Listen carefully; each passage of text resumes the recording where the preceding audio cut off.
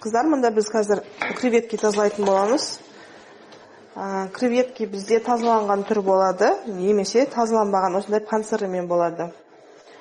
Размер бізде мында 30-40 тигровый креветкаларымыз. Мында бізде құйрығынан осындай не қалдырамыз, қалған қабығын, панцирін алып тастаймыз былай.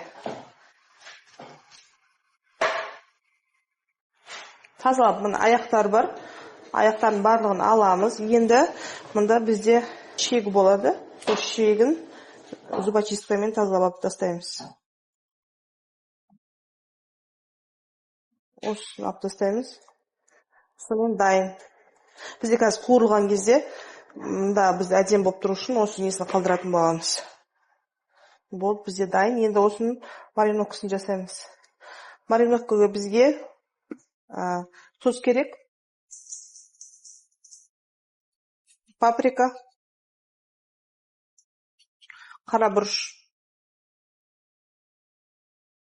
Және иісін кетіру үшін бізде креветкеде өткір иіс болады, оны кетіру үшін лимон қосып жібереміз. Пісірер алдын бір 10-15 минут бұрын мариновка жасаймыз. Мұнда креветкемізді қуырып бастаймыз. Бізде мұны қараңыздар. Сухари бізде готовый түрде. Осындай канеширы деп аталады. Сары түрі, бұның ақ түсі, тағы да басқа түстері бар. Енді міне тазаланған мариновкадағы креветкемізді бірінші ұнға батырып аламыз. Одан соң клярға батырамыз.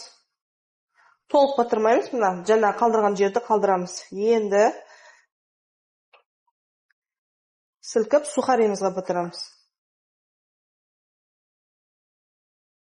Батырғаннан кейін бұлай сәл-сәл қолымызбен қысып қоямыз.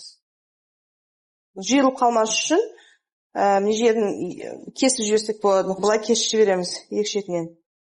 Енді орташа отта қуырып алатын боламыз. Ұзақ қуырмаймыз, салып аламыз. Болды, 1-2-3 секундқа қызып тұрған майға. Мұнда бізде креветкемізді осылай дайын тұр ғой, енді осыны қуырамыз. Көптен салмаймыз, 5-6 аудан салып. Ұзақ қуырмаймыз. Креветки бізде белок болғаннан кейін. Бізде уже дайын креветкеміз. Аламыз. Орташа отта.